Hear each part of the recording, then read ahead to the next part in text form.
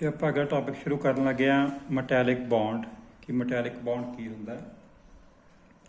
The simultaneous force of attraction between the mobile electrons and the positive kernels which binds the metal atoms together is known as metallic bond। ਜਿਹੜੀ simultaneous force of attraction ਹੁੰਦੀ ਹੈ between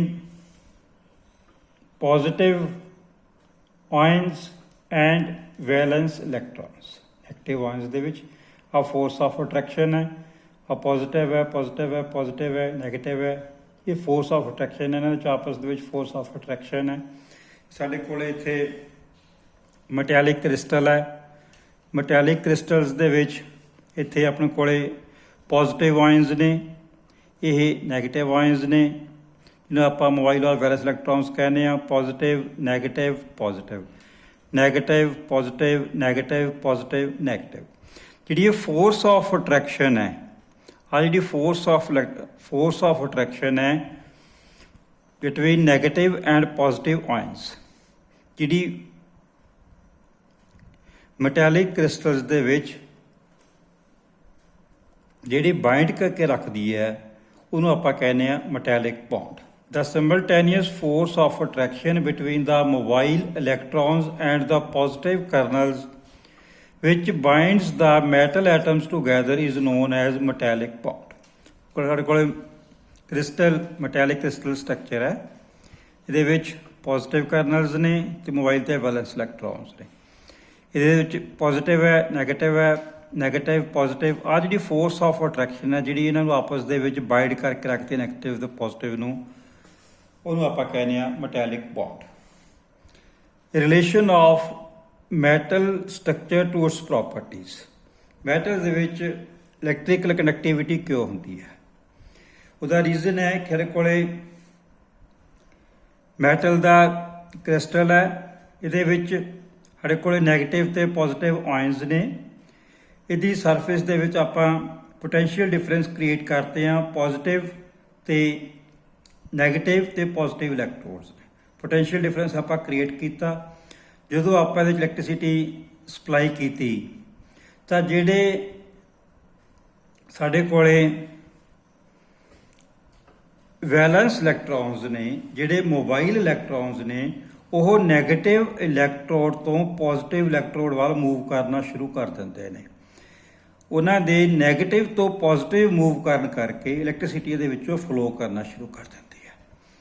ਕਿਉਂਕਿ electrical connectivity of a metal is due to the presence of the mobile electrons. When a potential difference is applied to the metal, the free mobile electrons in the metallic crystal start moving towards positive electrode. The electrons are replaced by the electrons coming from the negative electrode, negative electrodes though. Thus the metal maintains the flow of electrons from negative electrode to positive electrode. This is the cause of the electrical connectivity of the material। ਇਹੀ ਕਾਰਨ ਹੁੰਦਾ ਹੈ ਕਿ electrical ਜਿਹੜੇ metals ਨੇ ਇਹਨਾਂ ਦੇ ਵਿੱਚੋਂ ਇਲੈਕਟ੍ਰਿਸਿਟੀ ਫਲੋ ਕਰ ਸਕਦੀ ਹੈ। ਮੋਬਾਈਲ ਔਰ ਵੈਲੈਂਸ ਇਲੈਕਟ੍ਰੋਨਸ ਨੇ, ਸਾਡੇ ਕੋਲੇ ਪੋਜ਼ਿਟਿਵ ਕਰਨਲਸ ਨੇ। These valence or mobile electrons start moving towards positive electrode। ਜੇ ਪੋਟੈਂਸ਼ੀਅਲ ਡਿਫਰੈਂਸ ਕ੍ਰੀਏਟ ਕੀਤਾ, ਇਹ ਨੈਗੇਟਿਵ ਤੋਂ ਪੋਜ਼ਿਟਿਵ ਵੱਲ ਮੂਵ ਕਰ, ਨੈਗੇਟਿਵ ਤੋਂ ਪੋਜ਼ਿਟਿਵ ਵੱਲ ਮੂਵ ਕਰਨਾ ਸ਼ੁਰੂ ਕਰ ਦਿੰਦੇ ਨੇ। ਨੈਕਸਟ ਅੱਗੇ ਲਿਖਿਆ ਕਿ ਥਰਮਲ ਕਨੈਕਟੀਵਿਟੀ, ਹੀਟ ਕਿਉਂ ਫਲੋ ਕਰਦੀ ਹੈ ਮੈਟਲਸ ਦੇ ਵਿੱਚ। ਜਦੋਂ ਆਪਾਂ ਇੱਥੇ ਕੋਈ ਪੋਟੈਂਸ਼ੀਅਲ ਡਿਫਰੈਂਸ ਕ੍ਰੀਏਟ ਕਰਦੇ ਹਾਂ, ਪੋਟੈਂਸ਼ੀਅਲ ਡਿਫਰੈਂਸ ਹੀਟ ਸਪਲਾਈ ਕਰਦੇ ਹਾਂ, ਤਾਂ ਜਿਹੜੇ ਮੋਬਾਈਲ ਇਲੈਕਟ੍ਰੋਨਸ ਨੇ ਉਹ ਉਹਨਾਂ ਦੀ ਕਿਨੈਟਿਕ ਐਨਰਜੀ ਇਨਕਰੀਜ਼ ਹੋਣੀ ਸ਼ੁਰੂ ਹੋ ਜਾਂਦੀ ਹੈ। ਕਿਨੈਟਿਕ ਐਨਰਜੀ ਇਨਕਰੀਜ਼ ਹੋਣ ਕਰਕੇ ਉਹ ਹਾਇਰ ਟੈਂਪਰੇਚਰ ਤੋਂ ਲੋਅਰ ਟੈਂਪਰੇਚਰ ਵੱਲ ਮੂਵ ਕਰਨਾ ਸ਼ੁਰੂ ਕਰ ਦਿੰਦੇ ਨੇ। ਦੇ ਵਿੱਚ ਮੈਟਲਸ ਦੇ ਵਿੱਚ ਜਿਹੜੀ ਹੀਟ ਹੈ ਫਲੋ ਕਰਨਾ ਸ਼ੁਰੂ ਕਰ ਦਿੰਦੀ ਹੈ due to presence of mobile ਔਰ valence electrons. Thermal connectivity of metals is also due to presence of mobile electrons. When a part of metal is heated, the kinetic energy of the electrons in that region increases. Since the electrons are free and mobile and these energetic electrons move rapidly to cooler parts, and transfer their kinetic energy by means of collision with other electrons. Thus, heat travels from hotter to cooler part of the metal. Next है metallic luster कि ਜਿਹੜੇ metals ਦੇ ਵਿੱਚ ਜਿਹੜੀ surface ਹੈ ਉਹਨਾਂ ਦੀ ਲਸਟਰਸ appearance ਕਿਉਂ ਹੁੰਦੀ ਹੈ। ਜਦੋਂ ਕੋਈ ਵੀ ਇਨਸੀਡੈਂਟ ਲਾਈਟ ਆ ਕੇ ਮੈਟਲ ਸਰਫੇਸ ਤੇ ਟਕਰਾਉਂਦੀ ਹੈ ਤਾਂ ਜਿਹੜੇ ਵੈਲੈਂਸ ਇਲੈਕਟ੍ਰੋਨਸ ਨੇ start moving at a frequency equal to that of incident light, ਤਾਂ ਉਸੇ ਸੇਮ ਫ੍ਰੀਕੁਐਂਸੀ ਤੇ ਮੂਵ ਕਰਨਾ ਸ਼ੁਰੂ ਕਰ ਦਿੰਦੇ ਨੇ। ਇਸੇ ਕਰਕੇ ਜਿਹੜੀ ਮੈਟਲ ਦੀ ਸਰਫੇਸ ਹੈ ਸਾਨੂੰ ਉਹ ਲਸਟਰਸ ਅਪੀਅਰੈਂਸ ਚਮਕਦਾਰ ਨਜ਼ਰ ਆਉਂਦੀ ਹੈ ਸਾਨੂੰ ਉਹ। Metallic lustre, the bright luster of the metal is also due to the presence of mobile electrons. When light falls on the surface of the metal, the loosely held electrons absorb photons of light and start oscillating at a frequency equal to that of incident light.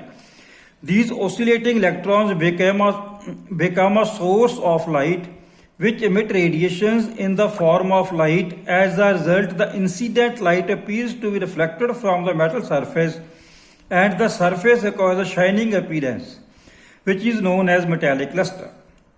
ਜਦੋਂ ਕਿ incident light ਅਗੇ strike ਕਰਦੀ ਹੈ ਤੇ ਜਿਹੜੇ valence electrons ਨੇ start moving at a frequency equal to that of incident light.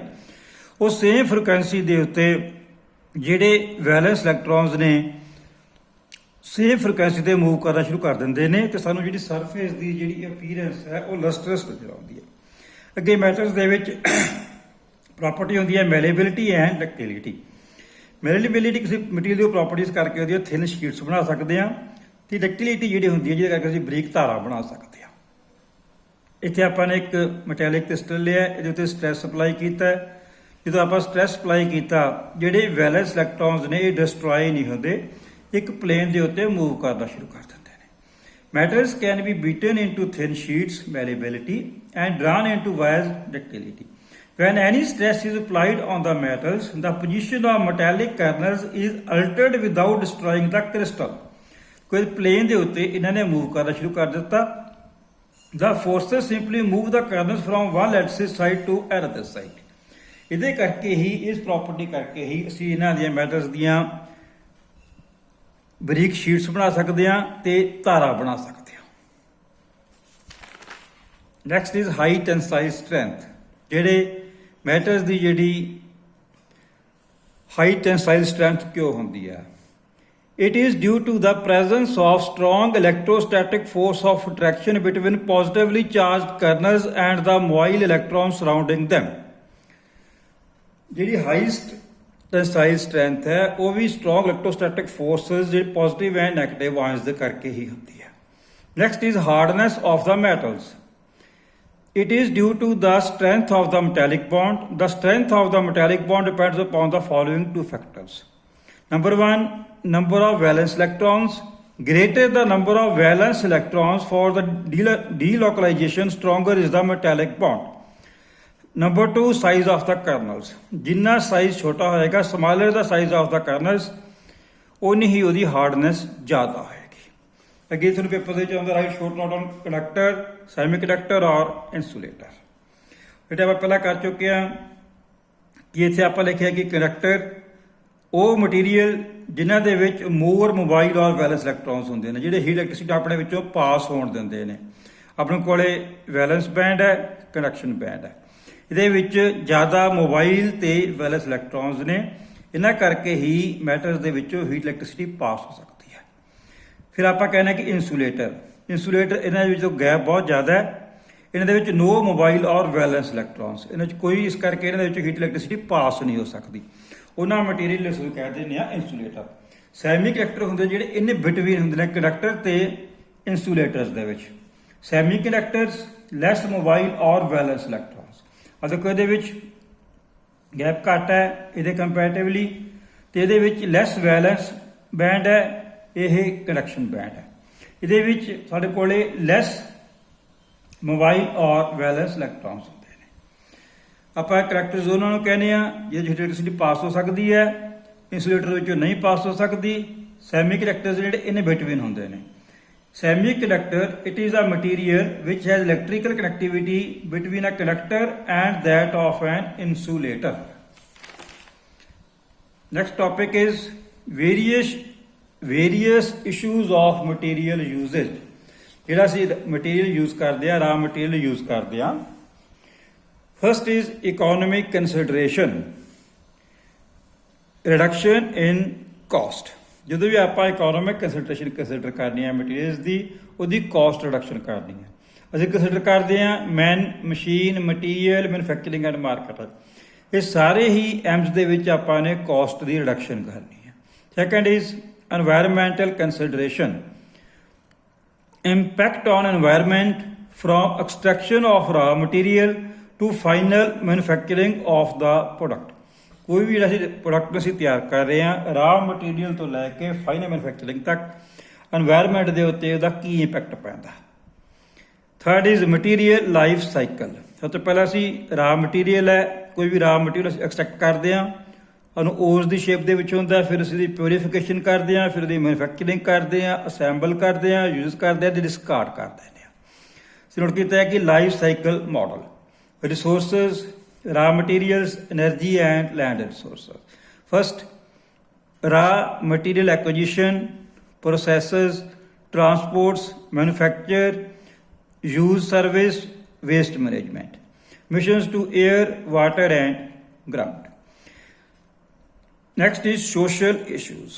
ਜਦੋਂ ਅਸੀਂ ਮਟੀਰੀਅਲ ਨੂੰ 에ਅਰ ਪੋਲਿਊਸ਼ਨ ਵੀ ਪ੍ਰੋਡਿਊਸ ਹੁੰਦੀ ਹੈ, ਵਾਟਰ ਪੋਲਿਊਸ਼ਨ ਵੀ ਹੁੰਦੀ ਹੈ, ਉਹ ਸਾਰੇ ਸੋਸ਼ਲ ਇਸ਼ੂਜ਼ ਨੂੰ ਅਸੀਂ number 1 is safe waste disposal, second is easy to recycle, third is biodegradable products. ਅਸੀਂ ਉਹ ਮਟੀਰੀਅਲ ਯੂਜ਼ ਕਰੀਏ ਜਿਨ੍ਹਾਂ ਨੂੰ ਅਸੀਂ ਬਾਇਓਲੋਜੀਕਲੀ ਡੀਗ੍ਰੇਡ ਕਰ ਸਕਦੇ ਹਾਂ। ਰੀਸਾਈਕਲਿੰਗ ਇਸ਼ੂਜ਼, ਅਸੀਂ ਕਿਹੜੇ ਕਿਹੜੇ ਮਟੀਰੀਅਲਸ ਨੂੰ ਕੋਲ metals and alloys to get corroded and some of them are toxic, ਅਸੀਂ ਇਹਨਾਂ ਨੂੰ ਰੀਸਾਈਕਲ ਨਹੀਂ ਕਰ ਸਕਦੇ। Second, ceramics and glasses are hardly recycled because of time consuming and expensive. ਇਸ ਤਰ੍ਹਾਂ ਮੈਟਲਸ ਤੇ ਅਲੋਇਸ ਨੇ ਕਰੋਡ ਹੋ ਜਾਂਦੀਆਂ ਨੇ ਐਂਡ ਦੈਮ ਆਰ ਟਾਕਸਿਕ। ਇਹ ਸਾਨੂੰ ਮਟੀਰੀਅਲ ਕੋਸਟਲੀ ਪੈਂਦਾ, ਐਕਸਪੈਂਸਿਵ ਪੈਂਦਾ, ਸਿਰੈਮਿਕਸ ਦਾ ਵੀ ਐਕਸਪੈਂਸਿਵ ਪੈਂਦਾ ਹੈ। ਥਰਡ ਆਪਣੇ ਕੋਲ ਆ ਗਿਆ plastics. Plastics are mostly recycled and just disposed through landfill. ਅਸੀਂ ਲੈਂਡਫਿਲ ਮੈਥਡ ਦੇ ਨਾਲ ਪਲਾਸਟਿਕਸ ਨੂੰ ਡਿਸਪੋਜ਼ ਆਫ ਕਰ ਦਿੰਦੇ ਹਾਂ। ਸਾਡੇ ਕੋਲ ਆ ਗਿਆ ਕਿ various issues of material usage. Paper 'ਚ ਇਹ ਵੀ ਕੁਐਸਚਨ ਆ ਜਾਂਦਾ ਹੁੰਦਾ, write note on various issues of material usage. ਤੁਹਾਡਾ ਵੀਡੀਓ ਫਸਟ ਚੈਪਟਰ ਹੈ, ਕੰਪਲੀਟ ਹੋ ਗਿਆ। ਅੱਜ ਮੈਂ ਥਰਡ ਪਾਰਟ ਇਹਦਾ ਤੁਹਾਨੂੰ ਭੇਜ ਰਿਹਾ। ਸਾਰੇ ਨੂੰ ਚੰਗੀ ਤਰ੍ਹਾਂ ਸੁਣਨਾ, ਡਿਫੀਕਲਟੀਜ਼ ਨੇ ਉਹ ਤੁਹਾਡੀਆਂ ਮੈਂ ਰਿਮੂਵ ਕਰਾਂਗਾ ਬਾਅਦ ਦੇ ਵਿੱਚ। Thank you.